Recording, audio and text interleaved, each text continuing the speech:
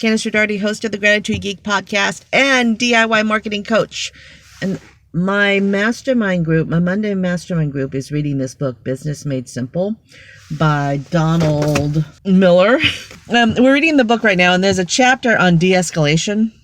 And it reminded me of a story from when I worked at the North Face in the 90s, in the early 90s. I was in the sales department, and we were in Las Vegas at a trade show.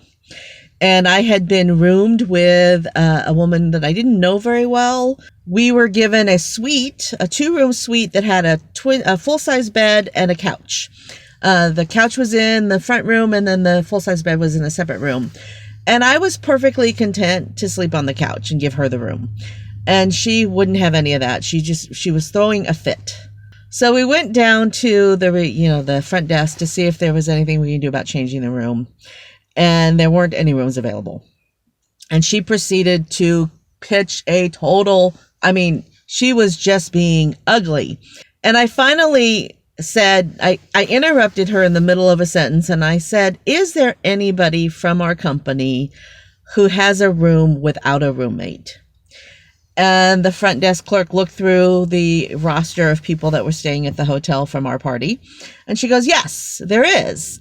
Well, that woman happened to be the photo editor for the North Face. She was super cool. So I said, okay, can you just move me to her room? And she said, the front desk lady said, no, I can't without her permission.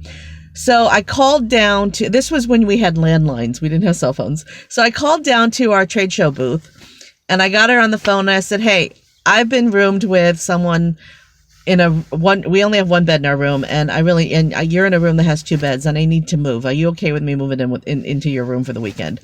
And she was all, sure. And so I moved my stuff over to that room.